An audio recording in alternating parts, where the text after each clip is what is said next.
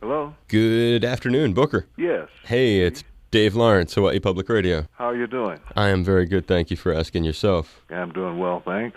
Thank you very much. Okay, And cool. Sound the Alarm, the very latest record from you. That is correct, uh-huh. And a real pleasure to get to talk about it with you. Really interesting when I think about your life, Booker.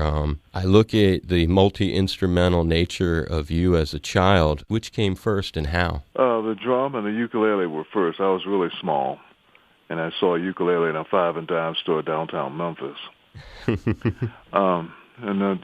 Taught myself by looking at the diagrams on the back of the package how to play the chords. And drumsticks on the floor after I broke the drum, of course. But the first real instrument was a clarinet that my dad bought me. My neighbor had been practicing oboe, and I heard that across the driveway through my bedroom window. And I taught myself to play that when I was in fourth grade to get into the Porter School band. All the clarinet chairs were taken, although the whole band was filled up, but the oboe was the only instrument left in the band room. So I took that up and learned how to play it and made it into the band when I was 9 years old. And that was because you just wanted to be a part of the band so bad you realized there's the hole, I'm going to fill it? Yeah, I hung around the door until I got in, and then the reed instrument, that led me to the clarinet, and that led me to the saxophones, the baritone saxophones. Nobody wanted to play that big old heavy thing. And that was the instrument that got me into Stax Records.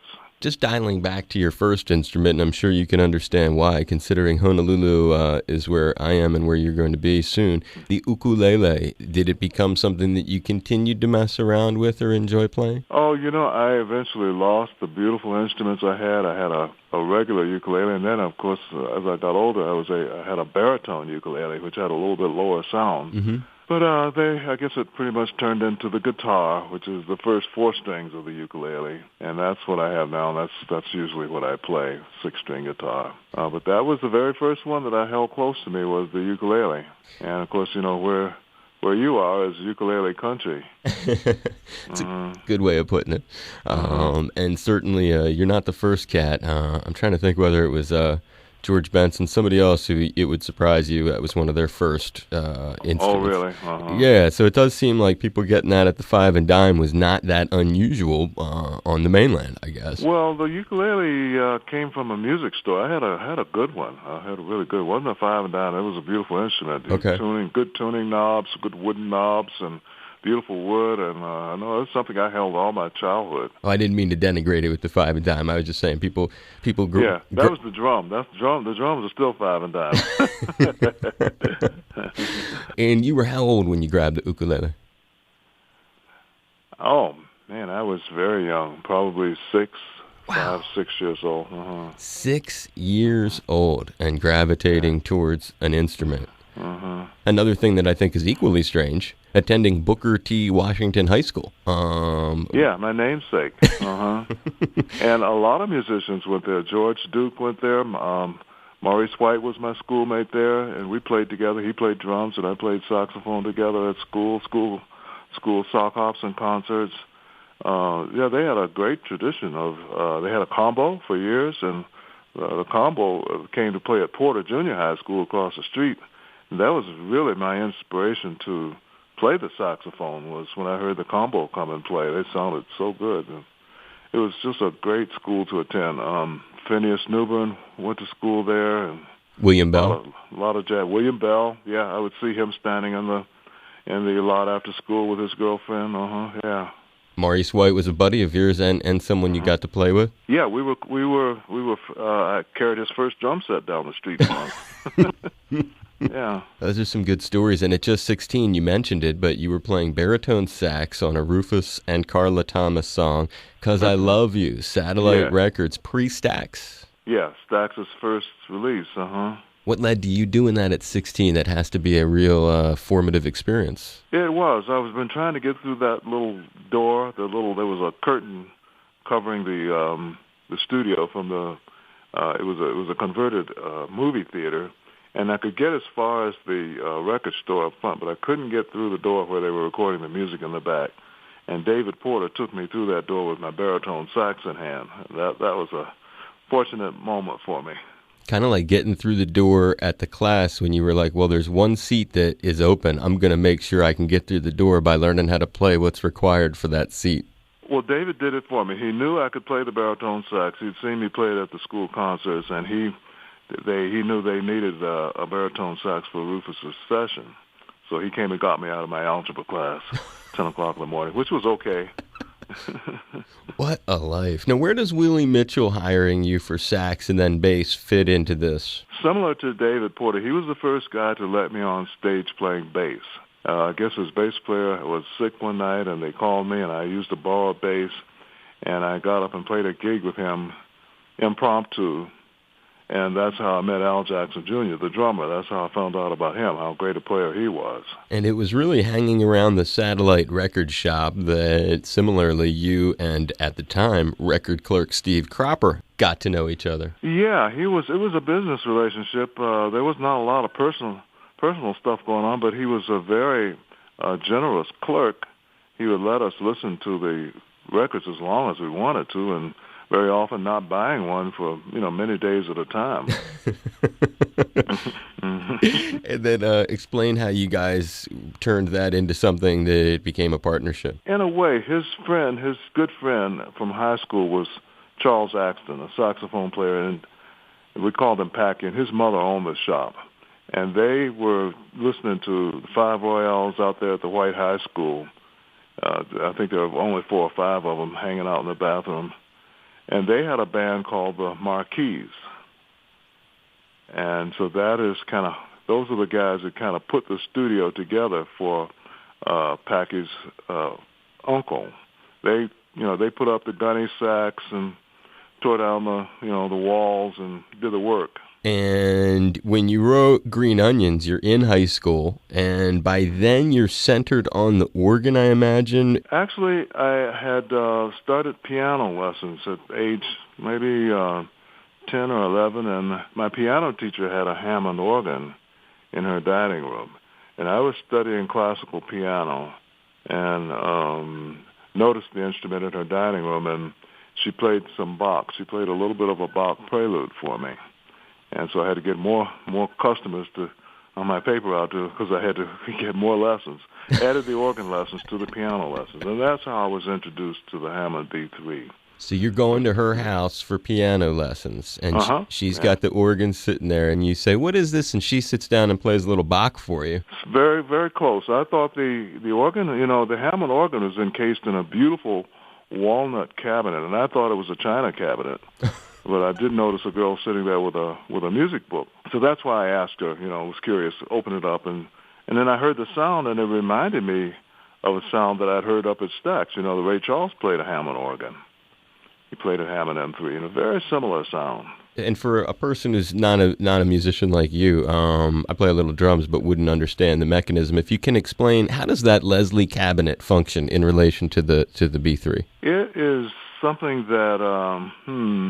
what's the word? Serendipity. It was not originally related to the B3. It's a sound cabinet that was made in California, and inside it has 2 horns, and the horns are on a turntable. They whirl around, so they make the air move, and that's what gives the B3 its unique sound. The B3 didn't originally have those speakers. It was just a normal straight organ sound, and somehow the 2 of those got together out in California.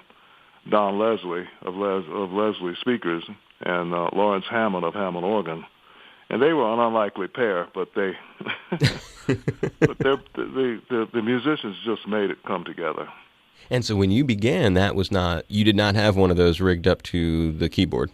Did not have no, I did not. When we recorded Green Onions, it was on the little Hammond Spinet with no Leslie speaker, and the sound was just plain and pure. I still like that sound though. The speaker was built into the organ down at the bottom between your legs, and so it's just a plain sound. That's something else. I was just reviewing that and thinking about wondering for a description like that, which you just provided. And on your rig today, by comparison, because you've had so much time to sort of master what it is that you prefer to have, if you can kind of describe what is in your rig right now. Well, I still gravitate towards the original sound of the Hammond M3. The one they cut down for what they call the console organ.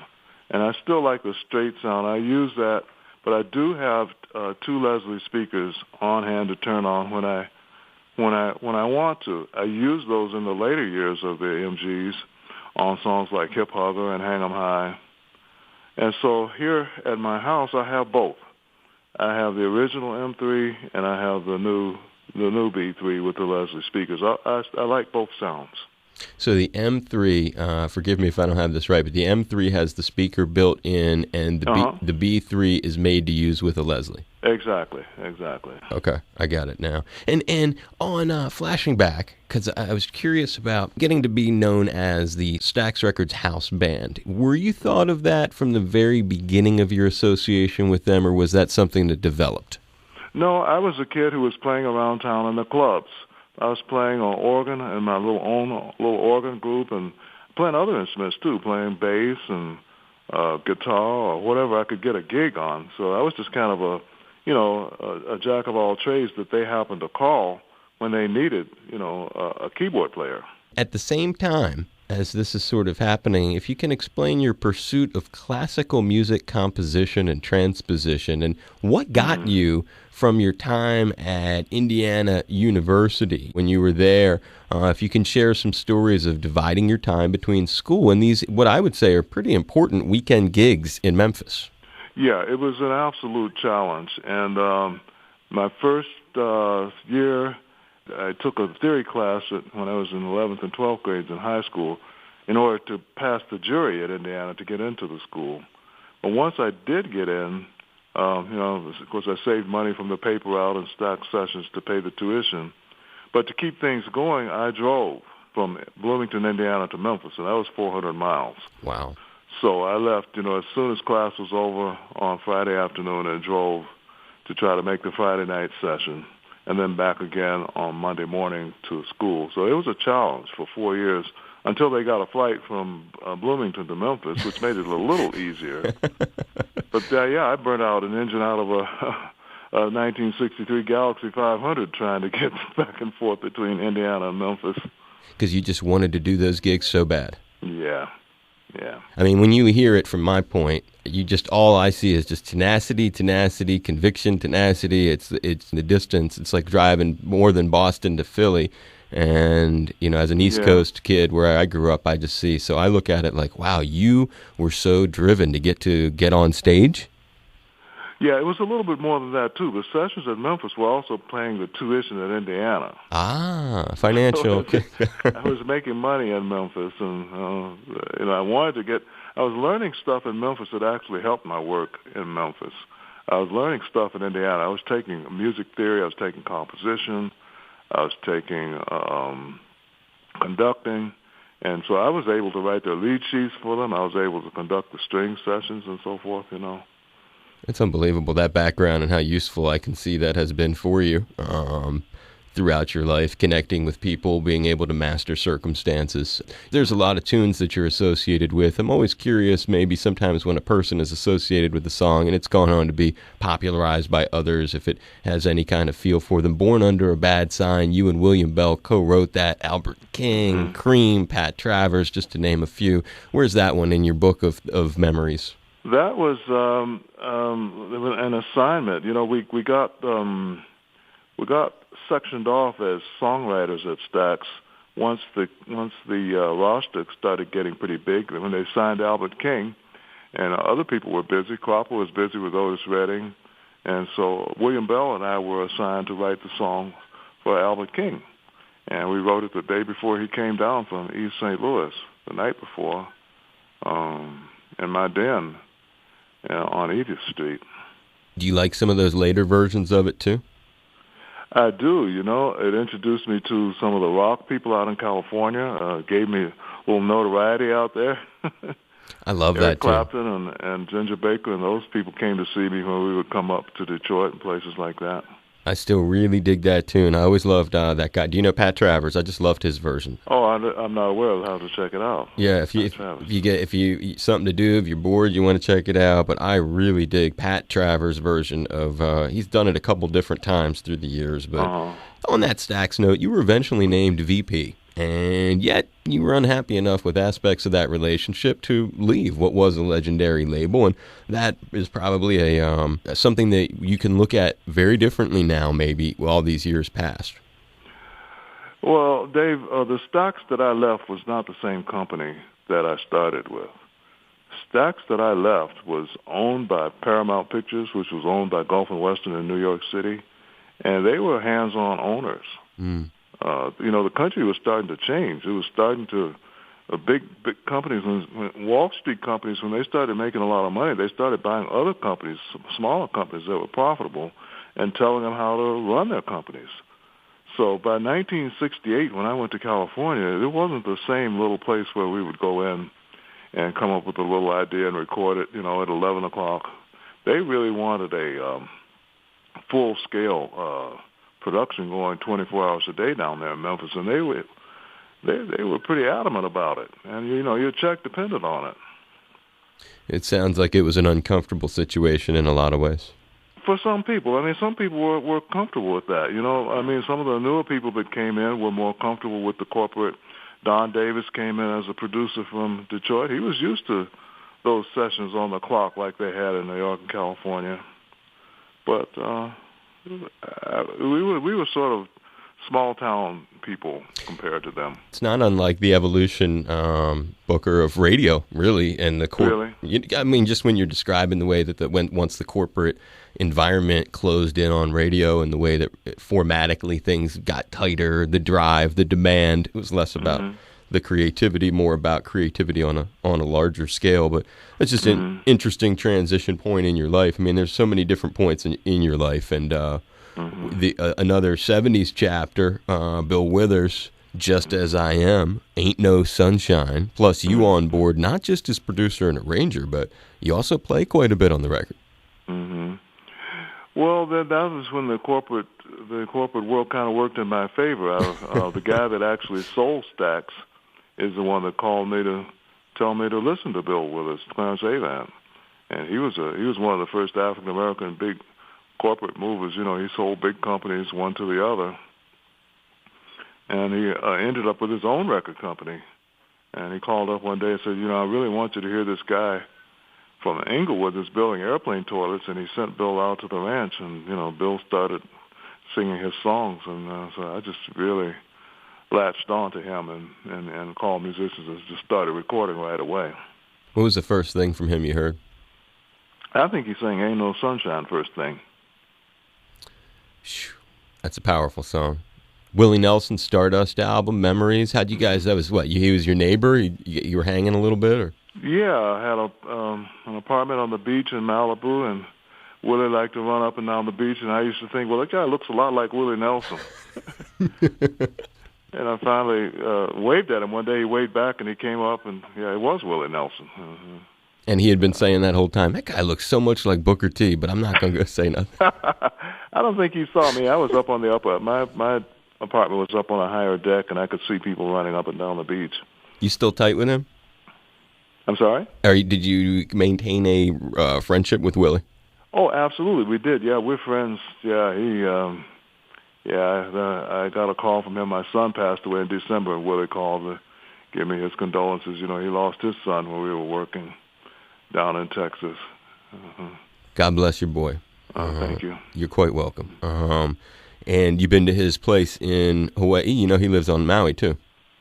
Oh, I heard I have never been over there. I heard he had a house on Maui. I've never been over there. Well, maybe I'll give you something else to do. You send him an email that you're going to be there next week. Maybe you guys can... Yeah, that's a good idea. I haven't seen him in a while. Yeah, I'd do that because supposedly it's a good place to just kind of chill, be quiet, just sit there and let the sound do what it does naturally when we don't have to talk. It's just... Oh, that's good advice, Dave. Oh, God bless you. I'm looking forward to do it. I'm the one hosting that thing with you on Monday, so that's why I'm sort of doing the phoner to get a little preparation for you for the thing. But I want you to have I know what it's like when you lose people, brother, so I want you to go over there. That's a good place to just be quiet on Maui. Oh, thank you. I appreciate that. Nah, you're welcome. God bless you. Yeah. Ray Charles. I had never met Ray. I feel like I knew Ray because I imitated his guy from Memphis, Hank Crawford, played his saxophone, played baritone for Ray. I played on some of Ray's records. Technology allowed that, but that's how that's okay. So those sessions were really just no contact with him. Yeah, Ray's producer just put me on. Came to the studio with the tape. Those happen sometimes. That's always a good story missing when we find one of those. Mm-hmm. The only time that I remember seeing you in concert, Booker, and I could be wrong, but it was with Neil Young. It was 1993, and I'm thinking, was that the only time that you did a full-on tour with Neil? Yeah. Yeah, I played with him later in the 2000s when he was with Crosby, Stills, Nash and Young. I played a tour with them also. You did. So which tour? You did that reunion that they did in 2000? Yeah. Mm-hmm. You did that whole tour? Yeah. Mm-hmm. So you were doing like the all those arenas in Boston and Philly and stuff. Yeah. Oh, I saw you there too. I didn't realize that. And with my mom too in Philly. What a neat thing that I got to share that with her. Neil, what kind of prep went into doing that? Do you have fond memories? Is that a difficult sort of thing to do? Fond memories, yeah. Neil was a personable guy, a good friend, and I had kind of drifted away from music when I moved to Northern California. The music industry in the early 80s was not kind to me. Disco had come in, Barry White and Quincy Jones and people like that were friends of mine, but I wasn't doing that music. And it wasn't until I got with Neil up in Northern California that I really started playing again. You look at him as sort of helping you get back into it? Yeah, absolutely. Mm-hmm. And when it comes to the MGs as a unit, pioneering, racially integrated band, when looking back, were there critical moments as you can reflect on it now with the, I don't know what we call hindsight, but it always seems to provide a different view of things. Are there critical moments you observe looking back at the history of that band that you think were really important on that front of unification, if you will? Well, yeah, the whole thing was tenuous, playing music. It was always tenuous for blacks. And then when whites came to play with blacks like they did, it became tenuous for them. So they were, once they were treated like we were once they were in a band with us. So they had to go in the back door with us, or not be accepted at places and not be able to play. But it wasn't our purpose to try to integrate anything. We were just wanted to make music together. Right. And that's really what it is about the MGs. It's really a chemistry, I guess, that people, at least from the outside, I'm hoping you can provide some illumination. But the thing that drew people to that, the thing that all these years later captures people's imagination, the chemistry, I guess, between Steve Cropper, Donald Duck Dunn, Al Jackson Jr., yourself, and if you can just flesh out, what was that made people think it was just so special? Well, I think it was an original sound. It was the first, and it was pretty unpretentious. Very unpretentious. That's a good word. And it was, accessible. It was soul music with a good beat. So we were doing it. It was almost selfish the way we were doing it. It was pretty uncommercial. I think we were just enjoying ourselves. And that was true of the whole Stax crew. The first crew. It was just simple music, unpretentious. It made an impression on folks. So people like even the Beatles, right? I read they love the MGs. Great story of them greeting you guys in '67. They hit the road Stax tour. Yeah. You remember that? I do. I didn't realize the import of the people we were meeting at the time. So I think I didn't pay as much attention to them if I had known what big stars they were going to be. All four of them? Well, you know what? It was a club that they came to see us in, and I really didn't pay that much attention. Somebody said the Beatles were in the club, and so that wasn't really that big a deal then. So it was a club, a club in London. They were just hanging out, And you're one of those guys who can flash it all the way forward. You can say, well, throughout my life, I've been able to have an impact on people, not just the Beatles who were impressed. I mean, I flashed to 2011, road from Memphis, Questlove, Kirk Douglas, Owen Biddle from the Roots, getting you a Grammy, I think, back. Also, the 2009 Drive-By Truckers, not as, I mean, again, in some cases, not as well known as the Beatles, but these are people who are looking up to you, I guess, admiring you in the same sort of way. Then you get to kind of come together with them and then score all these Grammys. Isn't that kind of goofy? At that point in your life, you must have thought, wow, I'm tapping it. Yeah, I was, in both cases, both of those bands took care of me. You know, they put aside whatever tendencies they had to look up, and treated me as a peer, and we just had a great time in the studio together. So I was very fortunate in both cases to work with those bands. Where does age come in when you work with a partner? Or because I think about that sometimes if I'm interviewing somebody who's older, I get a lot out of it usually because they know so much more than me about stuff. But sometimes if they're younger, they have a different perspective. And when it comes to you integrating musically, having a musical relationship with these cats, anything on that? Yeah, in both cases they were younger, and it's an advantage to me because they knew my tendencies and my styles, and they were able to play towards that. So we got a lot done quickly. Especially with both bands. The Roots were a hip-hop band that played real instruments, and so they knew all the influences of the MGs, the New Orleans feeling, the New Orleans influence, the Meters and bands like that. So the rhythms came easy, and the same with the Drive-By Truckers. They were just down-home friendly people, and they allowed me to just take over the band. Wild that the Grammys would just pile up like that in this era. True? That's fortunate. I'm looking at them right now. It's hard to believe. Right. No, I can tell. I can tell the kind of cat you are. You must be just thinking, man, I mean, and that says a lot. You put a lot of work in, and there's a lot of lessons in that. One could take a step back and take away music from the whole thing and think back to the beginning of the conversation and driving 400 miles, the kind of work that involves, the kind of dedication, the kind of preparation. It wasn't like anyone handed you all this stuff. It's really cool to see the evolution and then the long-term payback that I guess you could say, like I said, not thinking about music, but just thinking about all of our lives. It gives one hope that if you work hard, there could be some sort of redemption at the end of the road. Well put, and that's what it is. It's payback, and it's very nice, very gratifying.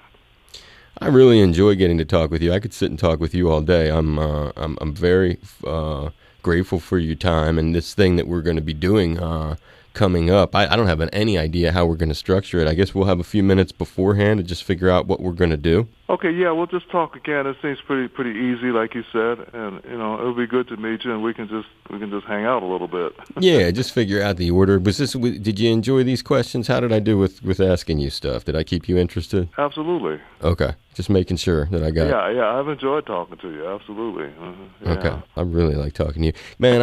I'm giving you a huge hug, and what a thrill to get to talk to you. Well, thank you. Thanks so much. Thanks for calling. And please do make sure to get a note out to Willie and try to plan yourself something for your next week here. I will. That's a good suggestion. That's a great suggestion. And we're going to hook up this coming Monday. I'll see you when you get to the studio, I guess, and we'll figure it out. We'll have some fun together. All right. Yeah, well, I'm looking forward to it. I am, too. After talking to you, I really, really had a good time, and I'm giving you another hug. I hope you can feel it. I'm saying God bless you, Booker. Be safe, Well, that's good to hear. I got a big smile on my face. Thanks a lot, Dave. I'll see you soon, buddy. Okay, man. Take care. Take care. Bye-bye.